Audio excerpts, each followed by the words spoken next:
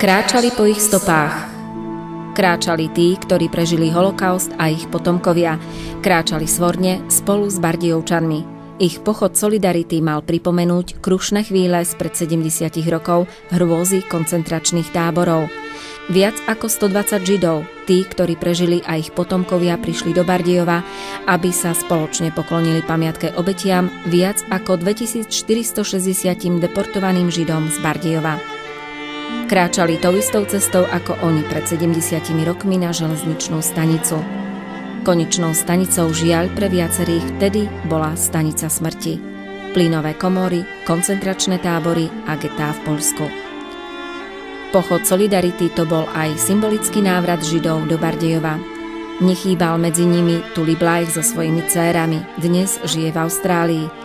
Prišiel Rosenbergov potomok Richard z Dallasu, vnuk významného bardejovského Žida, pán Levy. Prišla aj Golda Schundorf Levkovič z Kanady. Podobne aj Jozef Bondner z Izraela. Prišiel i jediný, ktorý prežil hrôzy koncentráku, Emil Fisch, rodák z Bardejova, ktorý v roku 2005 založil i Bardejovský výbor na ochranu židovského dedičstva.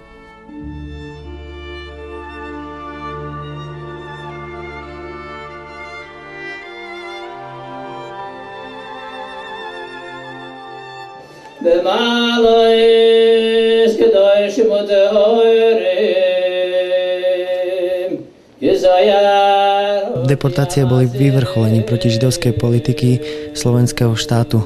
V tomto kontexte treba podotknúť, že Slovensko nebolo len pasívnym partnerom nacistického Nemecka, alebo naopak radikáli zastúpení vo vláde veľmi aktívne vystupovali proti Židom a neustále stupňovali politiku proti židovsku. Prvé protižidovské nariadenia sa prijímajú už v roku 1938. V tom istom roku v októbri po vyhlásení autonómie Slovenska sa v Bardejove koná Lampiónový sprievod mestom, na ktorom sa po prvýkrát objavujú transparenty proti Židom. Co bude so Židami? Palestína Židákom, Češi Židy von. Zároveň v tomto období boli prvé pokusy o to, aby sa prijali nejaké zákony proti Židom. Tie neboli úspešné, ale po 14. marci 1939 je vyhlásený slovenský štát, samostatný slovenský štát a Slovensko sa stáva partnerom nacistického Nemecka a v tomto duchu prijíma aj radu protižidovských opatrení a necháva sa viesť nacistickým Nemeckom. A útoky sa stále stupňovali. Židom strihali násilne bokom brady, dokonca ich Židov násilne odprevádzali k holičom a platili holičom za to, aby Židov, zvlášť ortodoxných, pre ktorých bokom brady boli symbolom ich viery, alebo aj brady boli symbolom viery, tak ich proste o nich pripravili násilne. Čiže krok po kroku vidíme, ako sa to stupňuje. V roku 1940 sa k moci dostávajú radikáli v slovenskej vláde. Stupňuje sa protižidovská politika, prijímajú sa arizačné zákony, rôzne nariadenia, príkazy, ktorých cieľom bolo vytvoriť zo židovskej komunity sociálny problém, ktorého jediným riešením by boli akési deportácie. Vtedy sa tomu hovorilo vysťahovanie na východ, konkrétne na sever do Poľska. Na základe všetkých opatrení a na základe toho, že v septembri 1941 sa prijal najprísnejšie rasové zákony, tzv. Židovský kódex, ktorých 270 paragrafov úplne obmedzili slobodný život Židov ako takých.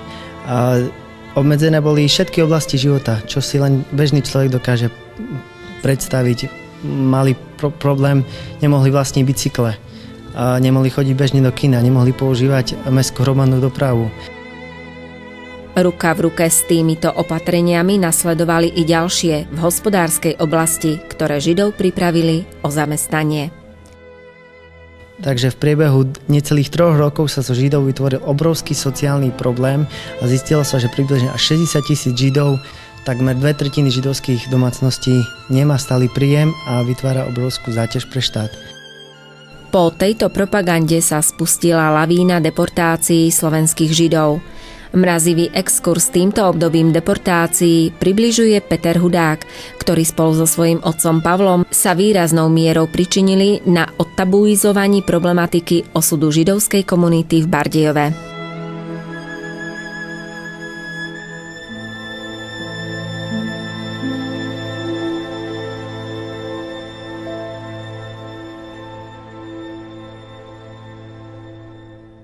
21. marca 1942 sa začala najtragickejšia kapitola bardejovskej židovskej komunity, pretože začali deportácie mladých dievčat. A vďaka Rudolfovi Lovimu, predsedovi židovskej komunity, neboli deportované dievčatá z Bardejova, ale iba z okresu. Tak sa podarilo zachrániť približne 300 mladých dievčat. Nasledovali deportácie všetkých mladých ľudí, ktorých pochytali gardisti vo veku 17 až 45 rokov v 7. až 10. apríla. Počet dodnes nie je jasný a približne to bolo 400 mladých chlapcov, dievčat a práceschopných Židov. 15. až 16. mája 1942 začína najtragickejšia i najemotívnejšia časť tragédie celých židovských rodín z Bardejova. Do Bardejova v tom čase prišlo 50 gardistov z cudzích miest. Špeciálna expertná komisia z Bratislavy, ktorá riadila deportácie.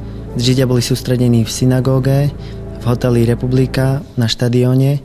Odtiaľ boli presunutí na železničnú stanicu, kde ich natlačili do dobyčiakov, v ktorých boli 2 vedrá, jedno bolo na fekálie a jedno bolo na vodu a boli odoslaní do územia okupovaného Poľska, do geta Konsko-Vola Opole Lubielske. S touto deportáciou sa spája obzvlášť veľké násilie gardistov, ktorí kradli, Židov bili, brali od nich úplatky, ale Židom nepomohlo nič a boli masovo deportovaní. Pri týchto dvoch transportoch bolo deportovaných až viac ako 2300 osôb. A väčšina z nich neprežila.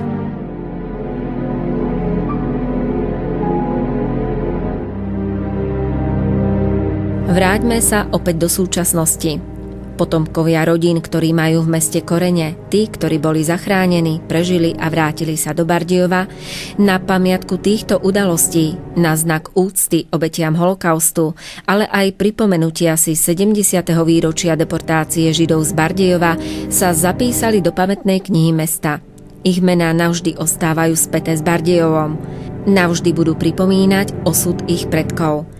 Na verejnom stretnutí Bardejovčanov so židovskými hostiami, stretnutí, ktoré malo nielen slávnostnú, ale i pietnú a dojímavú atmosféru, nechýbal Bardejovčan Ladislav Demčko, spolužiak Emila Fiša, ktorý býval na Kacvinskej ulici a ktorého spolužiaci nevolali ináč ako Menďo, si na smutné udalosti deportácií tiež zaspomínal. Pamätám. Na stanicu sme videli, jak ich hľadovali do tých vagónoch, aj ženy, jak ich odprevádzali, tak jeden gardista na vagóne stal na schodoch tu a Nemec tu. A oni vlasy tarhali, ženy, bo deti zvládiši do vagónov, do bičích, tarhali vlasy z oného. No a my sme kúkali, deti mal 10 roky som mal. To už 42. bolo.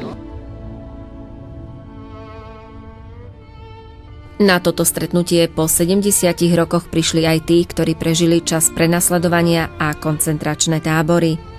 9 preživších, ktorí patrili k najvzácnejším hosťom, sa k Bardejovu stále hlásia a cítia sa byť Bardejovčanmi. Napriek všetkému, čo sa udialo, napriek všetkým, ktorí sa podpísali pod ich životný osud. Navštívili miesta, ktoré možno niekedy boli ich srdcu blízke, ale tento raz u nich vyvolávali silné emócie, smútok i slzy v očiach. Oni však po toľkých rokoch prišli a Bardejovčania ich vítali skutočne vrúcne.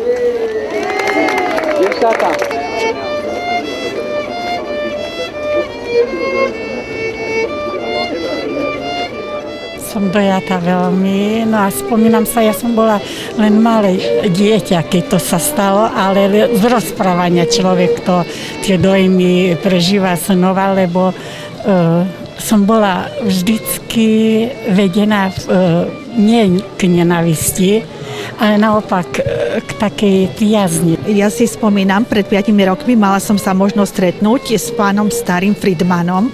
Prišiel tu, on si veľmi váži naše staré Bardejov. Je to starý Bardejovčan, Žid, ktorý tiež toto všetko prežil. A ja som na tú česť, že sme si vtedy našli 2-3 hodiny času na seba, dostala túto nádhernú sošku, ktorú si opatrujem a ktorú mi z lásky dal.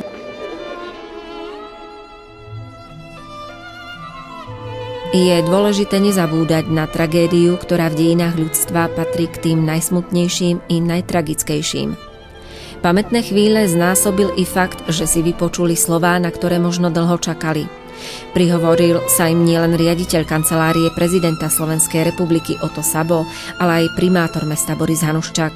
Vypočuli si slova o tom, že ich osud je veľkým mementom pre nás všetkých a aj preto je dôležité nezabúdať.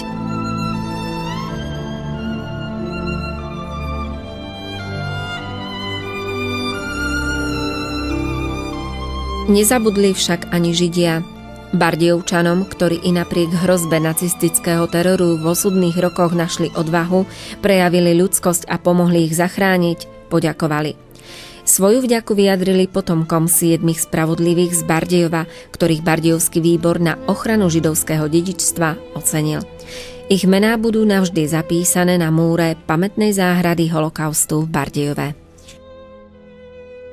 Len vďaka tomuto stretnutiu táto generácia si bude môcť zapamätať, že holokaust sa skutočne stal a že je to tragédia, ktorá zasiahla ďalšie a ďalšie a ďalšie generácie a poznačila aj bardejovskú minulosť ako takú. Sumár toho všetkého je, že nie len, že bude pamätník obetí holokaustu a tých, čo zachraňovali Židov, čiže spravodlivých z Bardejova, ale bude aj mementom pre nežidov. Aby nikdy nezabudli, že to bola jedna židovská komunita plná života, plná sily a holokaust je prerušil bytie.